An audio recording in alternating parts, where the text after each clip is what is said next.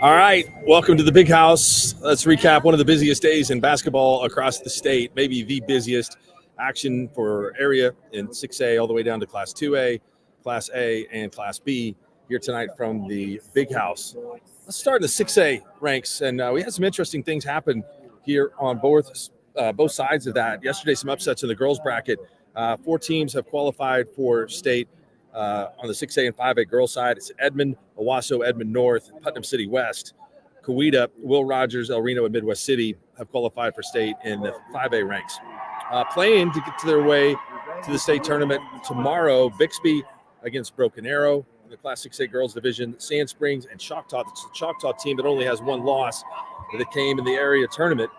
Try to get to state with a record of 24-1. Norman and Mustang face off in Yukon and Putnam City North.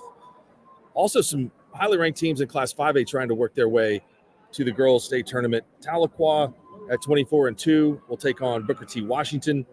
Grove will take on Sapulpa, and the Chieftains are 20-5 on the season. Del City and Shawnee, Altus and Carl Albert for the final spots in the 5A girls. 6A boys, 5A boys tonight. Big upset in Class 5A. Tulsa Edison knocks off Booker T. Washington in overtime. We had another overtime game on the west side of the state with Guthrie falling to Midwest City in double overtime. Both of those teams figure to be in the mix for the state tournament. Booker T. Washington will come back and take on Tulsa Memorial tomorrow for a chance to get to the Big House. Holland Hall advances. They knock off Collinsville, so it'll be Collinsville versus Sapulpa for another spot in the eastern side of the state. Crossings Christian knocked off Carl Albert, so it'll be Carl Albert and El Reno for a berth in the state tournament. That should be a heck of a ball game. And again, Midwest City beats Guthrie in that double overtime thriller, so the Blue Jays, one of the state's top teams, will have to face Del City to get to the state tournament. Another big upset in Class 6A, it was Owasso going down to Edmond Memorial. Those teams have played now for the 4th time, and Edmond was able to get the first victory of the season against the Rams. So they qualify for state. Owasso will have to try to win their way in against Southmore. Union knocks off Choctaw in an area final. That means Choctaw takes on Broken Arrow for a berth at state. And Edmond North advances along with Deer Creek. Deer Creek ends Norman's long winning streak. The Antlers beat the Tigers by 1. So Putnam City West and Norman will face off for a berth in the state championship. And it will be Edmond North. Edmond North has already advanced. So Moore and Westmore. What a game in the Moore Public School District for a spot in the state tournament. Let's go down through some of the 4A, 3A, 2A. No surprise with Douglas advancing to the state tournament. The defending champs are in, as is Weatherford, the defending runner-ups. They win their games big tonight over Anadarko and Blanchard. North Rock Creek and McLean also punch their tickets to state. The consolation games in the area tomorrow, it'll be Anadarko versus Sequoia Claremore. Newcastle takes on Stillwell. Inola against Perkins Tryon, and Blanchard versus Ada for spots there in the state tournament.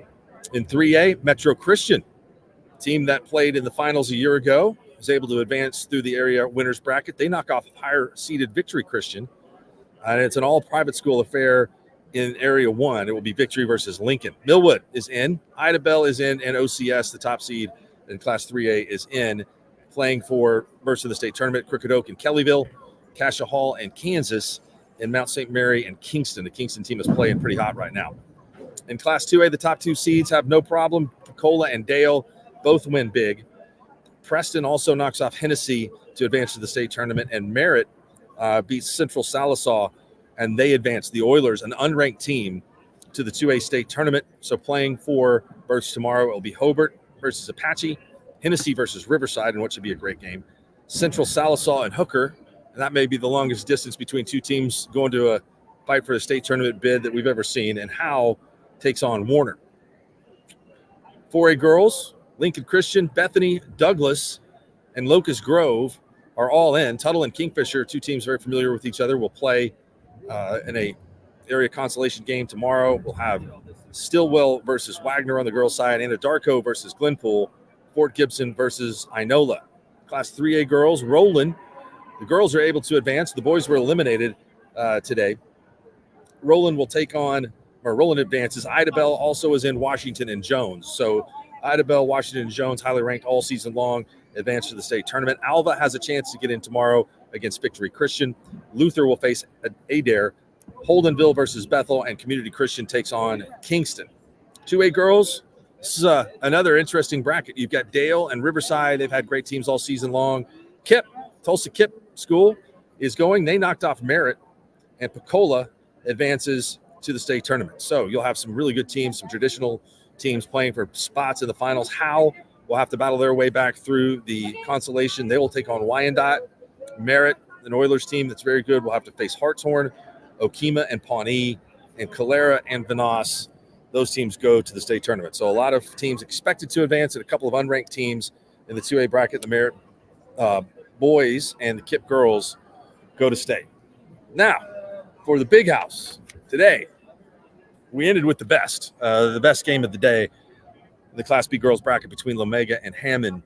This morning, impressive efforts for the Sealing girls. They're playing basketball right now at almost another level. They're going to be very difficult to knock off tomorrow.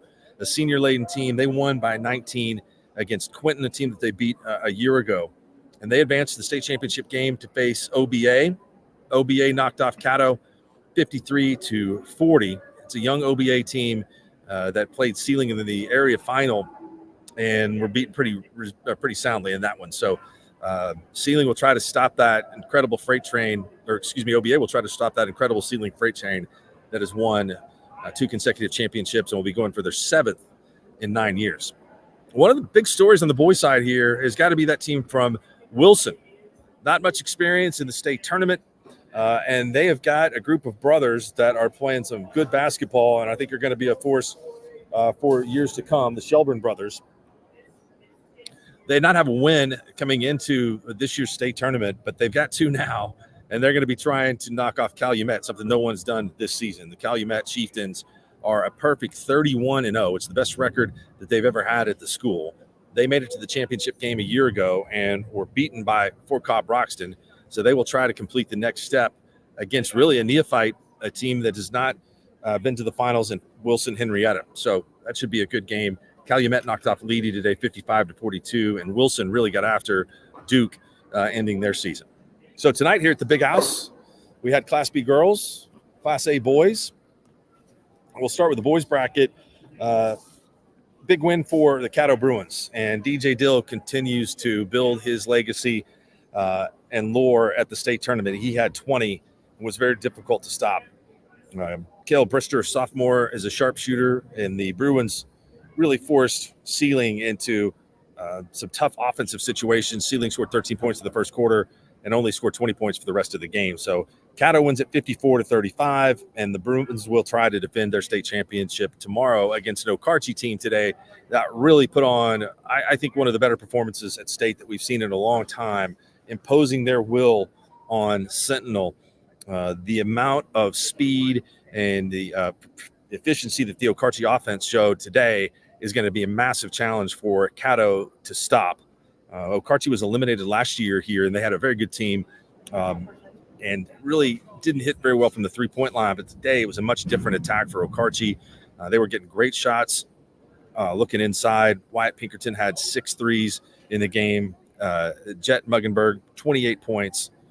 Hunter Muggenberg with 8. So those two combined for 36. And they scored 91 in the game today against Sentinel. And that one was really over almost from the jump. So expect a little bit of clash of styles. If we're going to play an up-tempo game like that, as good as DJ Dill is, expect him to score a ton of points. He's rising up the ranks in all-time scoring in the state of Oklahoma. He's already in the high 80s category, so we'll see what he can put up tomorrow in that game. Tonight, this was something else. Class B girls, 4 really, really solid teams here. And in the first game of the night, Lakiba Sickles Panthers were able to knock off Dover and extended the fourth quarter. Great job on defense. They held the Longhorns to only 7 points in the second half.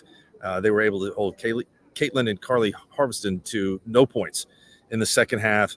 Ellie Willard, Dover tried to do a great job of keeping her from getting the basketball, but she was able to score 16 points. Riley Stocking was big with 13.